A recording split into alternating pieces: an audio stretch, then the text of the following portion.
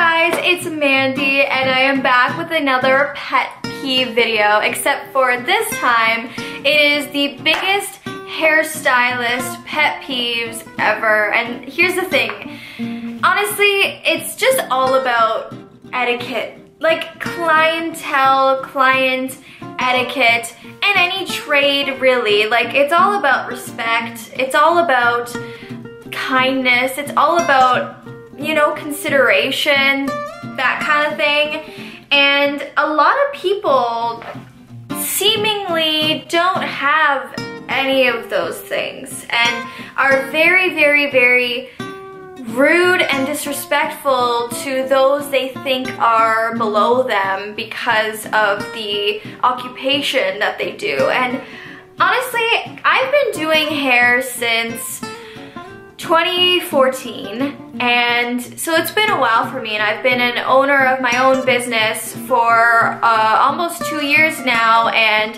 things have been great. I love my clients. I love what I do. I literally got a tattoo of shears because I love what I do. And if you guys haven't already, please go and follow my Hair by Mandy Instagram on Instagram and see my work, see the stuff that I do. And I don't know, I just wanted to make this video because I'm honestly so just done with the rudeness and just not even just that, but like just the biggest pet peeves, things that people don't understand, things that people say, and I'm just gonna clear it all up today for you, okay? Okay, let's start. Okay, so one of the pet peeves is patience. You know, if you go to a salon and your appointment is at 1 o'clock and you have to sit and wait until 1:05, 1:10, not a big deal, you know. I don't really know what's coming if it's a new client. Sometimes my clients show up late, sometimes my clients show up too early, you know, like I can't really do anything about that. And you know, when you go to get your hair done or you go to get your nails done and you have an appointment, just be ready and be okay with waiting a little bit, because somebody could book with me that I've never met before and they have hair down to their ass and I literally, it takes me longer to do it. I am usually very, very, very good with timing, and I usually book a little bit extra time with people that I haven't met before or that have more hair, so I've never really run into very many problems. But in my career, working for other people in other salons, I have had or seen people storm out or like get angry or complain because they're waiting an extra 5 minutes after their appointment. Or people will literally show up at 12:45 when their appointment's for 1 and complain that they're waiting when they're way too early anyways. So patience. Patience is a virtue. Box color. Guys, please don't use box dye on your hair. And if you do use box dye on your hair, don't be surprised when your hair is damaged or falling out or isn't the color that you wanted it to be, or when you go to the hairstylist and ask them to do something that it doesn't turn out right because of that previous box dye on your hair. Box dye is bad. There is a reason why it is so cheap. Have you guys ever heard the thing of like you get what you pay for? Literally, it's true. If you are too cheap to go to the hairstylist and you want to go and buy $10 box dye, the reason why you go to the hairstylist, and a part of our job, we're like chemists, we're like scientists. We look at your hair and we will mix the color specific to your hair, custom for your hair. There is a color and there is a developer and there's all of these things that go into mixing a custom made color formula specific to your hair and your hair type, your hair color, your hair thickness or thinness, the amount of hair you have, the type of hair you have, and your hair's history. When you go to the store and you just buy any random thing on the shelf, it is pre-made and it might not suit you and it's just kind of random and it's so many chemicals are thrown into it and it stains your hair and it is so hard to get out of your hair. So if you show up with black box dye in your hair and you want to highlights or you want to lighten your hair, guess what? That stuff, your hair is going red or it's going orange, and it's not the hairstylist's fault. You're to blame about that, okay? Not us. When people ask to reduce the price, I think that this is particularly extremely rude, and you should not be doing that. I don't care who you are, I don't care where you're from, I don't care who's doing your hair. I am a business at home temporarily, but I am a registered business and I charge taxes. I am a registered business, it's the law, and I have insurance and I have bills to pay. Like, I am not unreasonable. I was trained very well for many, many, many years. I got my diploma, I got my license, I worked very, very hard to get where I am. I have a good deal, you know, like if I do like colors, you know, free blow dry and style. I don't charge for blow dries. Normally salons charge 25 to 30 to 40 bucks for a blow dry. I give it free with any service that I am giving, especially with color. I have promotions every single month. Like this month I have, you know, with any color, a free cut comes with it and a free blow dry. You know, I have promotions that go on so that, you know, it's nicer and I'm giving back to my clients, but I don't think that I'm being unreasonable at all. But people seem to think that because I'm a home salon, I should be charging $5 a haircut because my work is lower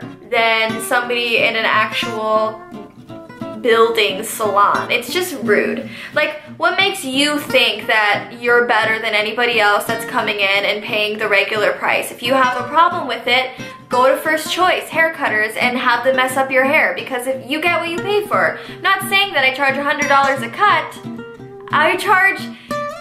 My prices are lesser than what an average high-end salon would charge.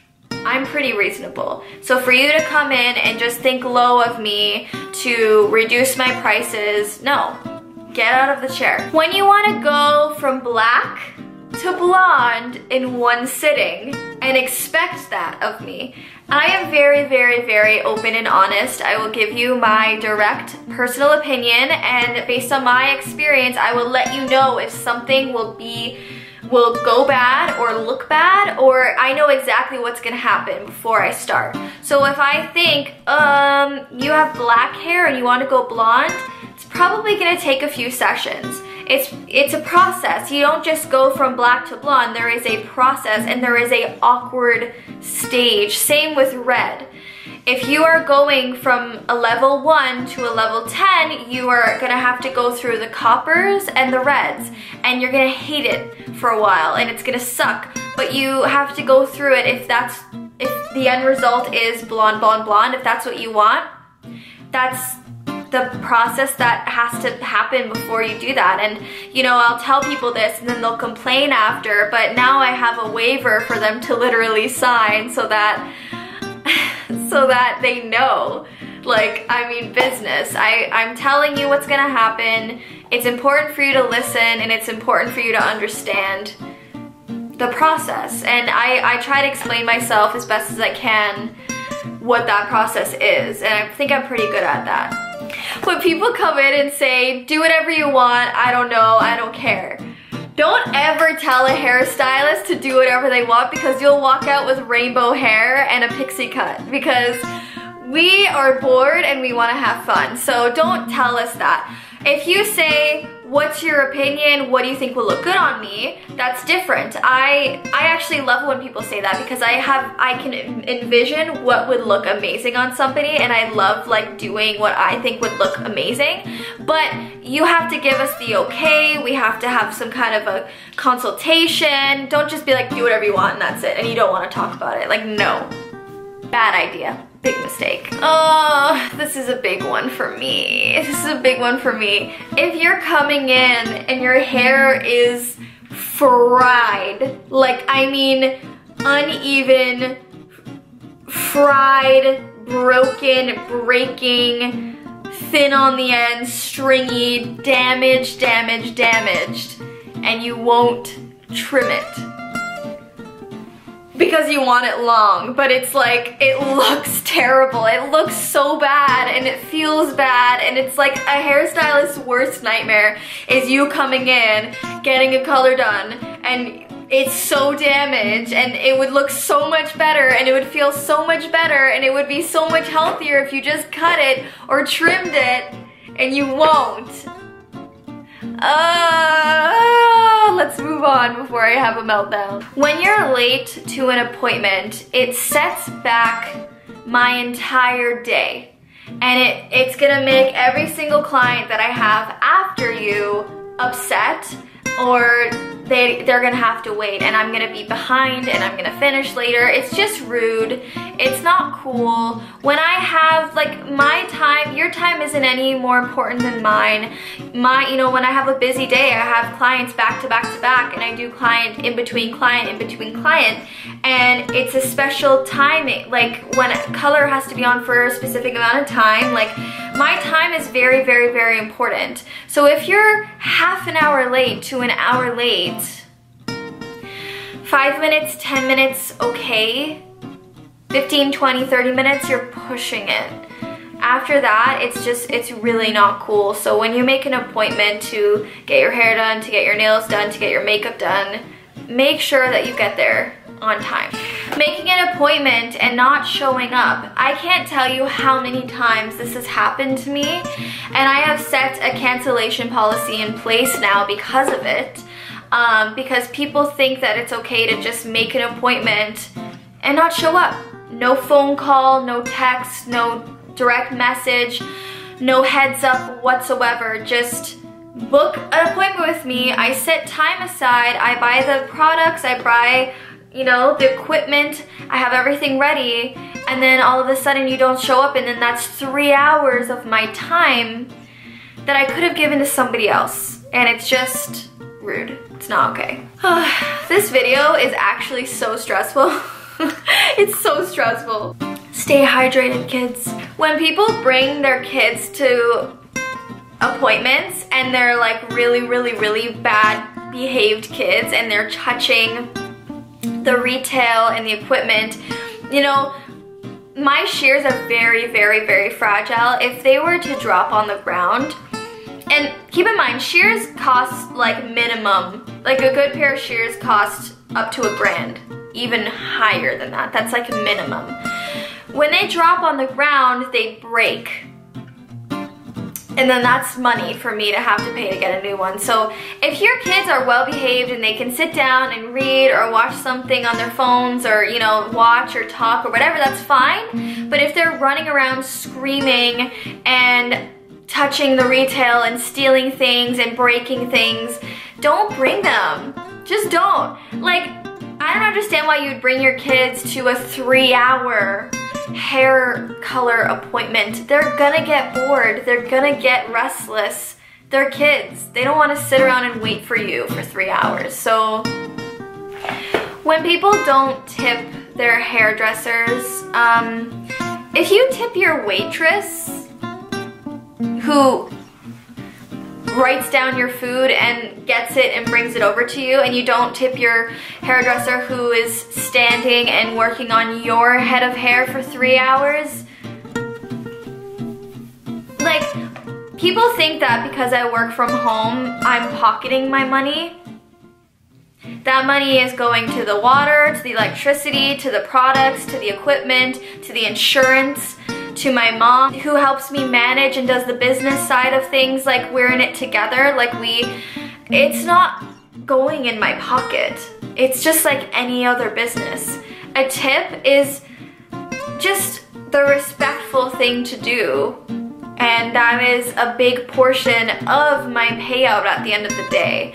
So tip people who are in the trades. Tip your nail artists, tip your makeup artist, tip your waitress, tip your hairstylist. It goes on and on and on. It just shows that you're appreciative of them, and that you love them, and you care about them, and you're a good person. And believe that I have to say this stuff, you know? It's just common sense.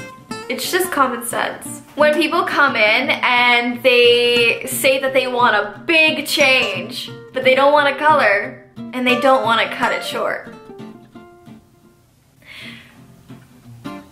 That's... Moving on. Oh my god, guys. Don't look at your hairstylist in the face, like in the eyes, when they're shampooing your hair. Don't be that person who's like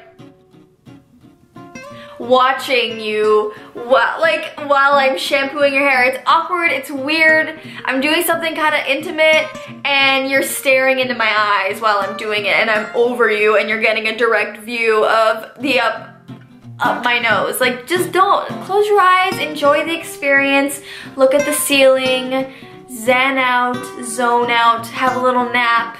Just don't look into my soul when I'm washing your hair. It's creepy, it's creepy. When people will come in with like 5 different pictures of completely different ideas and be like, oh, I want something like this. And then show like 5 different pictures of completely different things. Like, which one? Which one? They're different. Like, oh my god. Or when somebody will come in with a picture of like something that is the complete opposite of what their hair can even do. Like if somebody comes in with like fine, thin, stringy hair and they bring in a picture of somebody with huge, thick, voluptuous hair and expect that. I'm not magic, I'm not a magician, and I'm not a witch. I cannot do that. When people think that I'm not honest about the things that I'm selling in my salon as a retail, this is something that I struggle with a lot because I hate people who like try to sell you things or like push things on you and like they don't believe in the products that they're selling, they're just trying to make money out of it. For me, my salon is organic, it's natural, it's healthy, it's good for you, and I use all of the products that are in my salon and I have not heard one bad thing about them. They are good for your hair and it'll make it easier for me when you come back and I can treat your hair. If you're blonde, purple shampoo and conditioners. They don't dry your hair out, at least mine don't. Like there's so many things, treatments and whatever. Like my products have Olaplex and aloe vera and coconut oil in them and good things, and they smell nice and they work and they're natural and they're organic. Like that is all good for you, and when you come back after using my products, it'll be easier for me to work with your hair. And some people kind of just look at me like, yeah, okay, I'm gonna go to Shoppers and get my own thing, because they don't trust in what I'm saying and they think that I'm just a regular salesperson. It's actually very upsetting because I never, ever, and I never will be one of those people that try and push like sales products on somebody just to get money out of it. Like it's truly about the health of your hair. I really do care about the health of your hair. I really do care about the integrity of the hair. I really do. I love what I do. I'm passionate about it and I want you to have the healthiest, best hair that you could possibly have. This does not happen often, but I have been working for years and years and years. So yes, I have had a complaint or two here and there with people that aren't happy. Like it happens to the best of us. And most of the time those people are just unhappy with themselves and they are just hard to please and they're never satisfied with anything, or they're just trying to get something free out of it. A lot of people are like that and it sucks. There's a lot of crappy people in this world. But writing a bad review without messaging or calling or, you know, like talking to me about it, because if there's something truly wrong or something upsetting that I could fix for you, it could be an easy fix, and yet you're just resorting to trying to sabotage my career and my future with other clients and other people. It's not really fair. It's not really nice. That's not something that, what are you gaining from that? It's just mean. Like, I don't think I've ever written a bad review in my life. It's just not nice. Like, if you have a problem or you truly are upset about something, you should tell the person and see what you can do to fix it, rather than try and sabotage that person's life and career. Like, it's just, but I don't know. I work with people, and I'm in customer service, and it's hard. It is hard work. And for those of you that do the same thing as me or in customer service yourselves, then you know exactly what I'm talking about. You're working with people every day, and as a person, as an empath and a sensitive person, it can be very, very draining, because I'm taking on so many emotions, and people come in and they tell me about their lives, and they tell me, I'm like a therapist as well. People tell me things about their lives, and I truly care about them. I love my clients, and I honestly, so many of them I consider to be my friends, and it can be very exhausting. It can be very emotionally draining and mentally draining. So anyways, guys, that was it. That was my pet peeves of being a hairstylist and just client etiquette. So I hope you guys learned something from this today if you are a client that does any of these things. But anyways, like, either way, even if you do those things, I still love you, and I still want you to come to me, and I still want to do your hair either way. I just thought this would be a funny video to make because I had a lot to say and I needed to get it out. And I know that so many of you guys can relate to me and what I'm going through if you work with customer service, or if you're in a trade, or if you're a hairstylist. So yeah, thank you so much for watching. Please give me a thumbs up if you enjoyed it, and click the notification bell and the subscribe button if you haven't already. I do make videos every single week, so stay tuned. And I love you guys so much, and thank you so much for the support. Don't forget to follow my Hair by Mandy V account on Instagram just to see all the latest and greatest things on there. Love you guys so much. Bye.